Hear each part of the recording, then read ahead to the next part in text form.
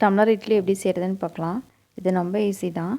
அதுக்கு நான் அரிசி உளுந்து ரெண்டுத்தையும் எடுத்து ஊற வச்சு அரைச்சி வச்சுருக்கேன்.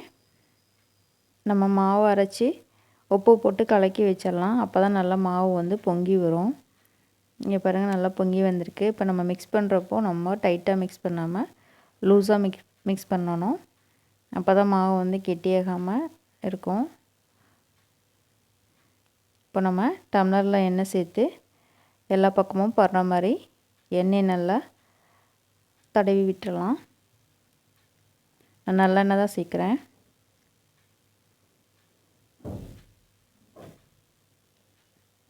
எல்லா பக்கமும் படுற மாதிரி தடவியாச்சு. இப்போ நம்ம மாவை ஊற்றிக்கலாம். மாவு ஊற்றுறப்போ 3/4 டம்ளர் ஊற்றுங்க. அப்போ தான் வேகிறப்போ மேலே எலும்பி வரும்.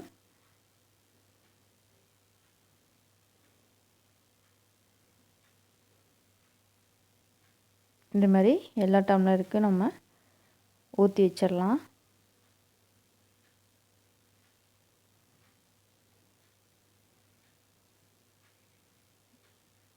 இப்போ நம்ம குக்கரில் தண்ணியை ஊற்றி கொதி வந்ததுக்கப்புறம் டம்ளரில் ஊற்றி வச்சுருக்க மாவை உள்ளே வச்சு ஒரு 10 நிமிஷம் வேக வச்சு எடுத்துடலாம். நல்லா இட்லி நல்லா உப்பி நல்லா வெந்து வந்திருக்கு. பாருங்கள் எவ்வளோ சாஃப்டாக இருக்குன்னு.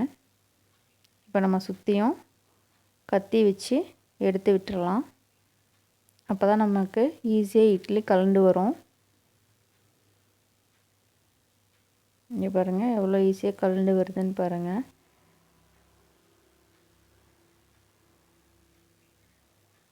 ரொம்ப சாஃப்டாக இருக்குது. இப்போ அது மேலே கொஞ்சமாக நம்ம நல்லெண்ணெய் சேர்த்து இட்லி பொடி தூவிக்கலாம்.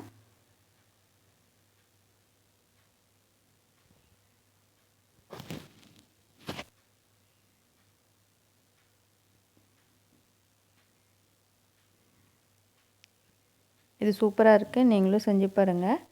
கண்டிப்பாக உங்களுக்கு பிடிக்கும். எவ்வளோ சாஃப்டாக இருக்குதுன்னு பாருங்கள்.